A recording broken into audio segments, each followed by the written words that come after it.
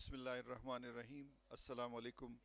मैं आप सबको स्टेट बैंक ऑफ पाकिस्तान की साल 2024 की पहली प्रेस कॉन्फ्रेंस में खुशामदीद कहता हूँ। आज हमारे साथ स्टेज पर स्टेट बैंक गवर्नर जनाब जमील अहमद साहब, उनके राइट साइड पे डिप्टी गवर्नर डॉक्टर इनायत हुसैन साहब और लेफ़्ट साइड पे डिप्टी गवर्नर जनाब सलीमुल्लाह साहब बैठे हुए, और स्टेज पे हमारे साथ डायरेक्टर मॉनेटरी पॉलिसी अमीन लोधी साहब भी हैं। और मेरा नाम नूर अहमद है और मैं स्टेट बैंक के शोबे एक्सटर्नल रिलेशंस डिपार्टमेंट का डायरेक्टर हूँ। सबसे पहले मैं दरख्वास्त करूँगा गवर्नर जनाब जमील अहमद साहब के वो मॉनेटरी पॉलिसी स्टेटमेंट प्रेजेंट करें। बिस्मिल्लाहिर्रहमानिर्रहीम। जैसा कि आप सब लोग जानते हैं कि आज स्टेट बैंक की मॉनेटरी पॉलिसी कमेटी की मीटिंग हुई और कराची में, और उसमें मॉनेटरी पॉलिसी कमेटी ने जो करंट डेवलपमेंट्स हैं, इकनॉमिक डेवलपमेंट्स और उससे रिलेटेड जो डाटा है उसको रिव्यू किया। और इसके अलावा उन्होंने जो हमारा जो मॉनेटरी स्टांस है उसको भी रिव्यू किया।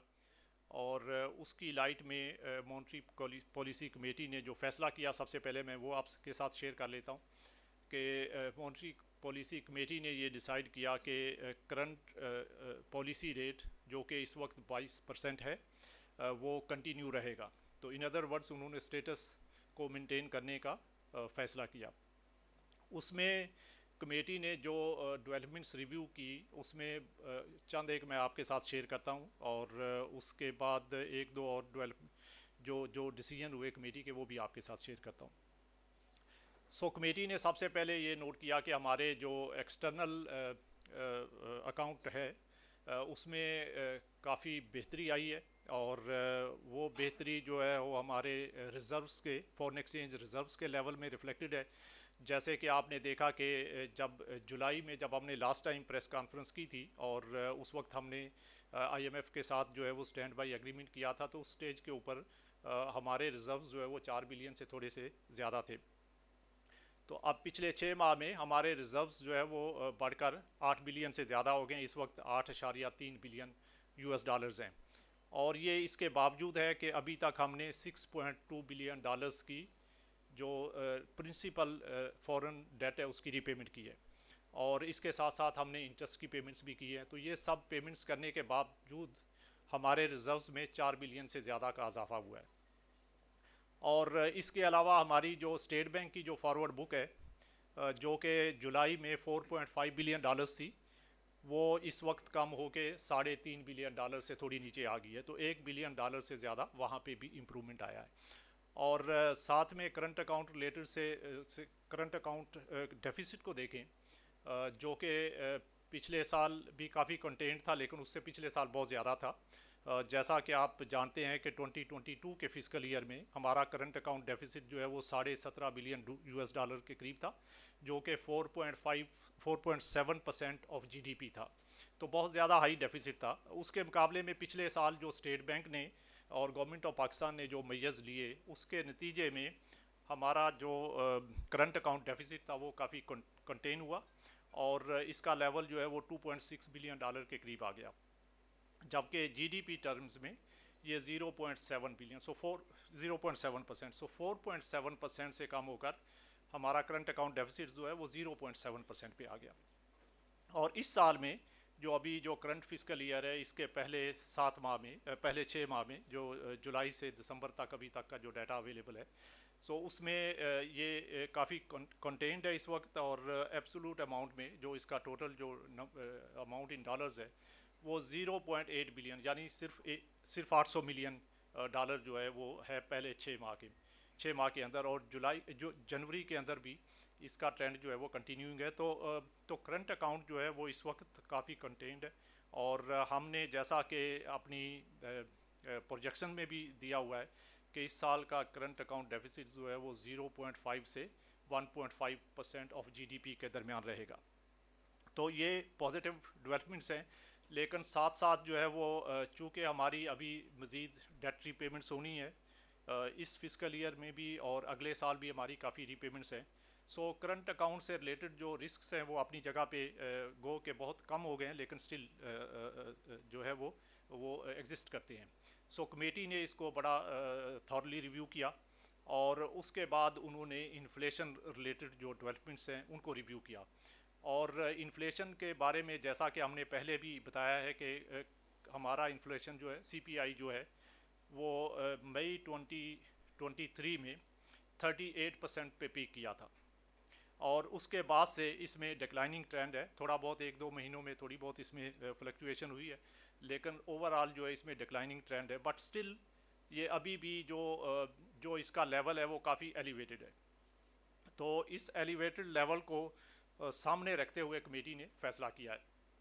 जो लास्ट मंथ का इन्फ्लेशन था वो 29% से थोड़ा ऊपर था और इस महीने हम समझ रहे हैं कि जो कमेटी को जो डाटा प्रेजेंट किया गया और जिसको उन्होंने रिव्यू किया कि इस महीने का जो जनवरी का है वो इन्फ्लेशन पिछले महीने से थोड़ा कम होगा, लेकिन अभी भी ये इसका लेवल एलिवेटेड है और ये 1-2 माह तक ऐसा रहेगा। फिर मार्च ऑनवर्ड जो है इसमें ज़्यादा डिक्लाइन जो है वो आना शुरू हो जाएगा।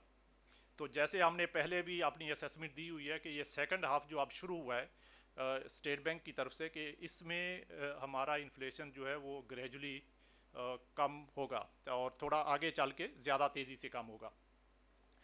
तो लेकिन साथ साथ कमेटी ने जो रिसेंट जो एनर्जी प्राइसेस की एडजस्टमेंट्स हुई हैं जिसमें इलेक्ट्रिसिटी गैस प्राइसेस हैं और उसका इम्पैक्ट इन्फ्लेशन के ऊपर, उसको भी उन्होंने काफ़ी डिटेल में रिव्यू किया और उस चीज़ को देखते हुए और उसका एडिशनल इम्पैक्ट जो इन्फ्लेशन के ऊपर आया उसको देखते हुए कमेटी ने जो एक और डिसीजन जो किया कि हमारी पहले प्रोजेक्शन जो इस साल के एवरेज इन्फ्लेशन की थी जो कि 20% से लेके 22% तक थी, तो उसको कमेटी ने रिवाइज करके 23 से 25% कर दिया है। तो अब जो रिवाइज्ड असेसमेंट है स्टेट बैंक की तरफ से और मॉनेटरी पॉलिसी कमेटी की तरफ से वो ये है कि इस साल का इन्फ्लेशन करंट फिस्कल ईयर का इन्फ्लेशन जो है वो ऑन एवरेज 23 से 25% रहेगा। इसी तरह आपको पता है कि हमने एक मीडियम टर्म टारगेट सेट किया हुआ है और वो टारगेट हम बड़ा क्लोजली उसको मॉनिटर करते हैं और हमारी जो पॉलिसीज़ हैं स्टेट बैंक की तरफ से वो बहुत सारी पॉलिसीज़ उसके ऊपर फोकस्ड हैं कि हमने उस टारगेट को अचीव करना है और उस टारगेट के का लेवल जो है वो 5 to 7% हमने रखा हुआ है मीडियम टर्म के अंदर, जो कि हम हमारा पहले जो असेसमेंट था वो जून 2025 तक हम अचीव कर लेंगे। लेकिन उसमें जो रिसेंट एनर्जी प्राइसेस एडजस्टमेंट्स हुई हैं उसका जो एडिशनल इम्पैक्ट आया है और ये एक अनयूजुअल एडजस्टमेंट सी, it's not a normal adjustment. So उसको देखते हुए और उसका एडिशनल इम्पैक्ट देखते हुए कमेटी ने ये अब जो रिवाइज्ड असेसमेंट दी है उसमें उन्होंने ये असेस किया है कि अब हम ये टारगेट जो है वो सितंबर 2025 इंस्टेड ऑफ जून 2025 सितंबर 2025 तक अचीव करेंगे। तो थोड़ा एक क्वार्टर का उसमें फर्दर जो है वो टाइम लगेगा। ये है कमेटी की तरफ से असेसमेंट, हो सकता है अभी भी हम जून तक कर लें, बट चूँकि उससे रिलेटेड रिस्क जो है वो काफ़ी बढ़ गए थे तो उस चीज़ को देखते हुए कमेटी ने उसका टाइम जो है एक क्वार्टर आगे एक्सटेंड किया। अभी जो आप बिज़नेस कॉन्फिडेंस और जो कंज्यूमर कॉन्फिडेंस के सर्वेज हमने किए हैं तो उन सर्वेज की लाइट में बिज़नेस कॉन्फिडेंस जो है वो काफ़ी इम्प्रूव हुआ है और उसकी रिफ्लेक्शन जो है वो हमारी इकोनॉमिक एक्टिविटी के अंदर भी आ रही है और ख़ासकर उसमें जो कैपेसिटी यूटिलाइजेशन है इंडस्ट्रियल कैपेसिटी यूटिलाइजेशन उसमें काफ़ी इम्प्रूवमेंट आई है रिसेंट मंथ्स के अंदर। और इसी तरह हमारी जो लार्ज स्केल मैन्युफैक्चरिंग है उसमें भी बेहतरी आई है। तो ये पॉजिटिव डेवलपमेंट्स हैं और इसके साथ साथ जो बिज़नेस जो हाउसेज हैं जो उनके साथ हमारा इंटरेक्शन हुआ है तो उसमें सर्वे के बेस पे भी उनका जो कॉन्फिडेंस लेवल है वो पहले से बढ़ा है। सो ये पॉजिटिव साइड के ऊपर ये डेवलपमेंट है। हमने कमेटी के सामने जो है वो हमारी जो इकोनॉमिक ग्रोथ है उसका भी पूरा डाटा रखा और उन्होंने इसको रिव्यू किया और उसकी लाइट में कमेटी ने जो असेसमेंट की है उनके ख्याल में अभी भी they are quite confident और State Bank is also quite confident that we will be able to achieve the level of 2 to 3%।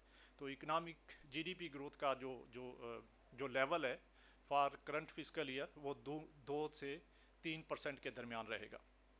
ये शुरू से हम असेसमेंट देते आ रहे हैं और इसमें हमने कोई चेंज अभी इस स्टेज के ऊपर नहीं किया, और वी आर कॉन्फिडेंट कि ये अचीवमेंट हो पाएगी। और उसमें जो कंट्रीब्यूटिंग फैक्टर है मेनली तो एग्रीकल्चर साइड की जो बहुत पॉजिटिव डेवलपमेंट्स हैं, और इसके साथ साथ इंडस्ट्रियल एक्टिविटी का जो रिसेंट पिकअप करना है, ये इसमें इस चीज़ को हेल्प करेंगे कि हम अपना जो जीडीपी का ग्रोथ लेवल 2 से 3% उसको अचीव कर पाएँ।